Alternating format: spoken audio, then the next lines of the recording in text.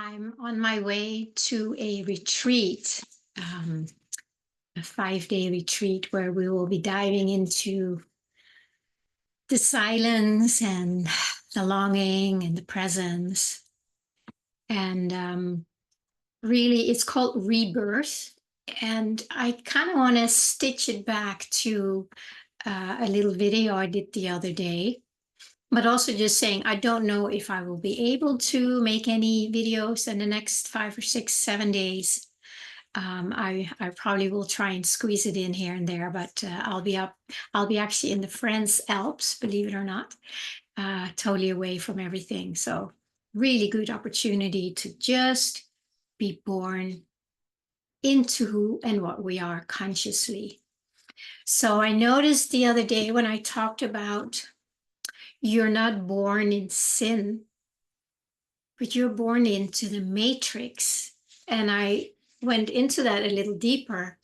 The beauty is when I get these titles and I start talking about it, I learn a lot from it, or I get a deeper clarity of something I already was pondering or that was already present inside.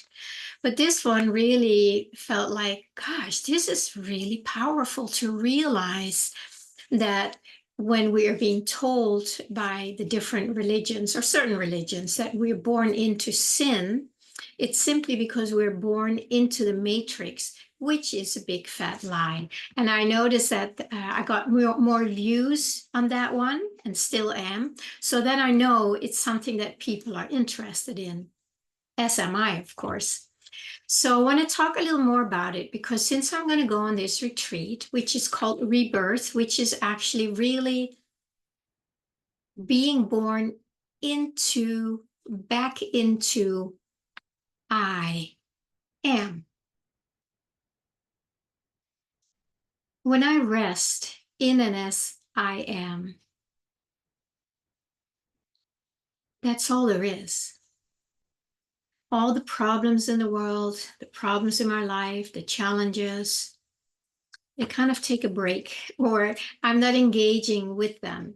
And I know the longer I can abide in this presence, knowing that that is who and what I am, the more of the outer illusion, the simulation, the veil that we are identified with as if it's true, the more that starts softening and melting, and suddenly it's like this whole piece just drops off, and you go like, that was weird. What was that? Why was that so upsetting to me? Or why did I believe this about myself? And that is how it is. It's like with the ice, when the big piece of ice breaks off because it's had enough of some kind of stimulation, whatever it is from the warmth or the water.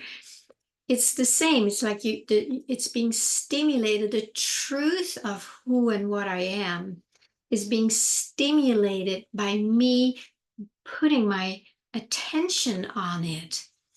And when I do that, it's like you do not give it that same kind of attention out here, and it starves.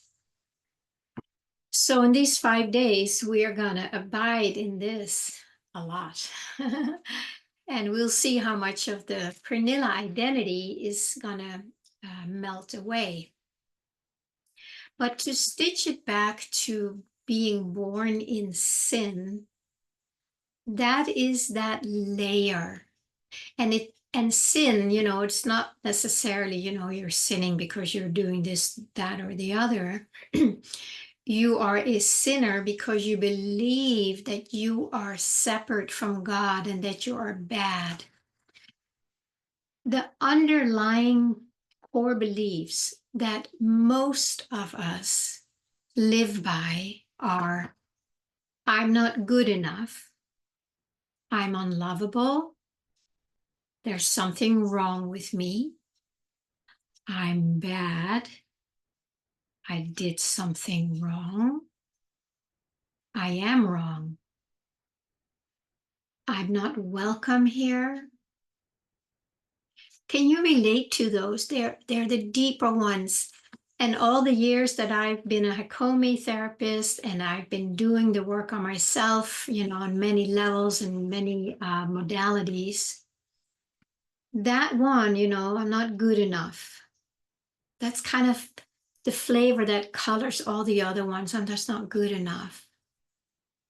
And it just is there, even with people who are out there teaching big time, having lots and lots of followers, or have gone through some huge spiritual realizations somewhere. And I'm not saying this is for everyone, but I know many, and it's still there. It still comes up.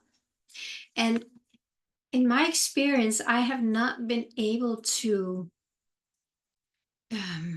change that with all the modalities that I've done.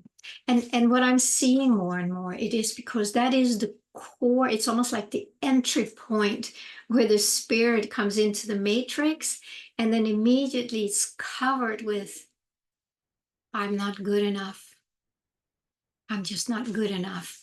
And then that, takes off in these other forms and varieties, depending on what experiences we have in the world. Then I'm unlovable, or it's not, I can't have my needs met, or nobody cares what I have to say, nobody cares about me.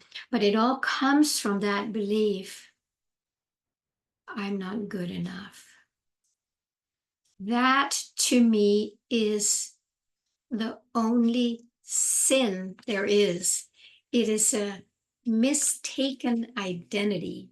And it's because it's almost, it's like you were born and you get this thing around you, and then you see life through this thing, but you don't see life because you only see this thing that colors everything. It's like this overlay, a veil, and we can't see through it. We can see it.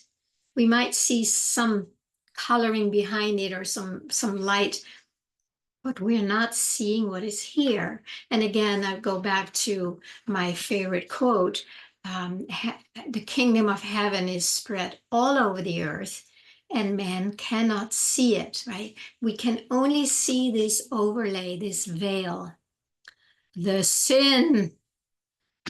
So how do we get rid of that?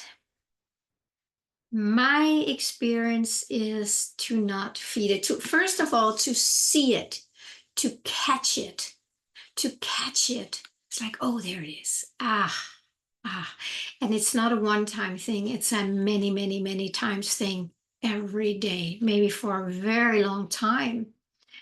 And when I see these things now, almost immediately I can say, matrix. Then I know what it is. You may choose a different word, a sentence, something that helps you recognize, like, oh, there's that thing that wants me to believe that I'm not good enough, that I'm unlovable, that nobody cares about me. My needs are not important. I don't matter. All starting from this thing we born into, sin, matrix, lie. When we pull back from that, then we are being reborn into the spirit, because we leave that behind. We say enough, but it's not going to just let go. It's going to keep coming in with all these hypnotic suggestions, trying to get us to engage again, because the only way it stays alive is by us feeding it emotionally, with our attachments, with our beliefs, with our pains and aches and fears. Oh my God, it loves fear. It's a huge delicatessen. So it is a matter of learning to pull back and stay here. I'm going to go on this retreat. It's going to be a very small and intimate retreat. I think 10 or 12 people. And when we do that together, the field outside of the matrix, we experience it stronger. And in that, we feed the matrix less, and then it starts starving. So that's why I keep saying, please get in some circles or groups or gatherings where there is a conscious focus on the truth of our being, when we do that together, the field strengthens, and we do it for the whole world. It's not just for us. When we expand more, the whole world feels it, even though we may never know that. So my invitation, of course, is every time you are welcome to join my Tuesday, monthly Tuesday meeting. I will put the link on in the description below. We just meet for an hour and a half online, and we just, we start getting in touch with this and finding out what is the longing, what does this want to express, so that we put our attention on this instead of on all the reasons, all the sins that tell us that we can't do that, we can't have that, we can't be that. And then when we do it together, there is simply an amplification of that energy of who we are. Okay, my friends, I need to leave soon. I will leave that with you here. And I hope to see you soon again. Have a great day.